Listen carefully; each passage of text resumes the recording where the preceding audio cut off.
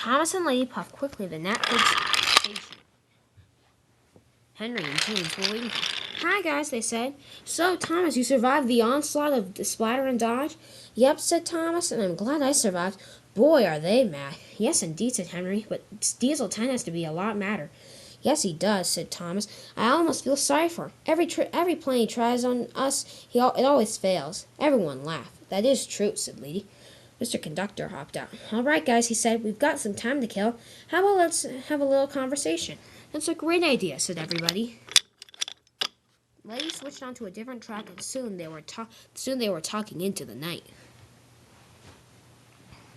Meanwhile, back at the scrapyard, Splatter and Dodge were back on the track, but now they were going to go into the scrap shed. Oh, please, said Splatter. It really isn't fair. Yeah, said Dodge. Couldn't we have talked this over or something? Of course it's fair, said Percy. You guys agreed to join Diesel 10's evil forces, so you guys are getting your punishment. Oh, please, they said. Please, please, please, can we talk this over? Meanwhile, Diesel 10 was cross.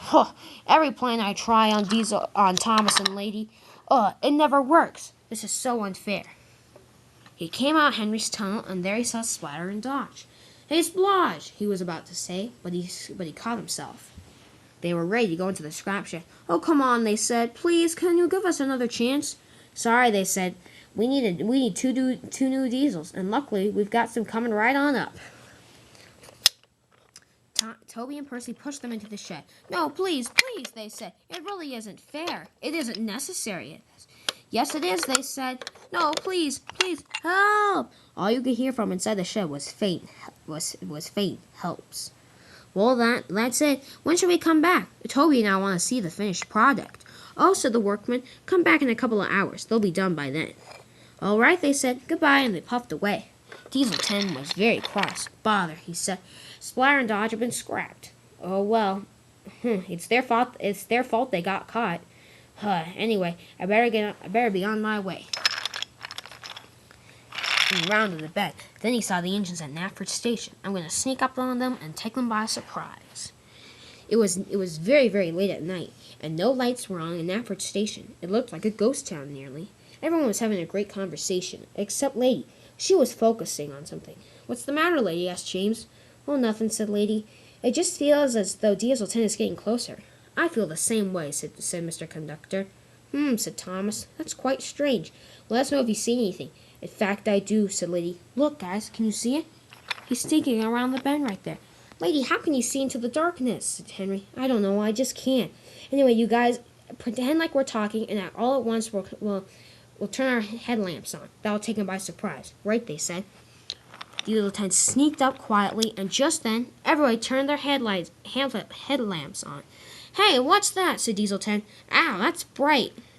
Run, Lady, run, said Thomas, and Lady rushed away. Grrr, said Diesel 10.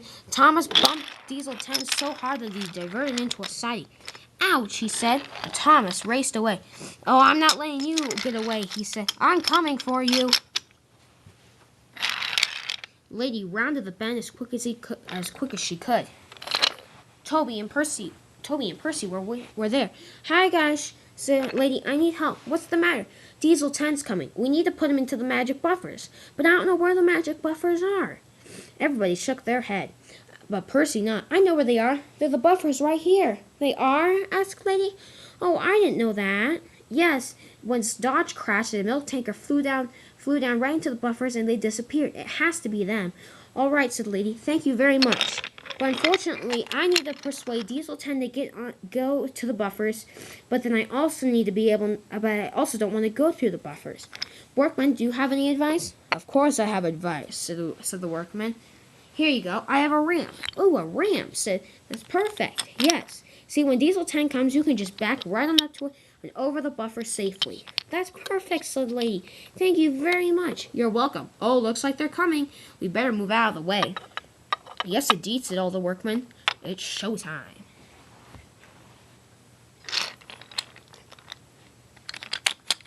Thomas and Diesel 10 rounded the bend. Help! Help! Said Thomas. Diesel 10's coming! Help! Pinchy's hungry this time, and he's not going to let him get away. Thomas broke the coupling, and he raced down the line.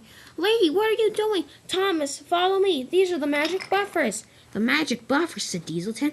It can't be. I thought they were long gone. Lady, I'm not going back into the magic buffers. You have to. Come on. Thomas couldn't stop anyway. Just when they were about to crash, Lady scooted right on over the bumpers. A ramp, said Thomas. That's brilliant. And Thomas flew right over them, too. He spun around quickly to watch Diesel 10. So the workman came over, and he removed the ramp as fast as he could.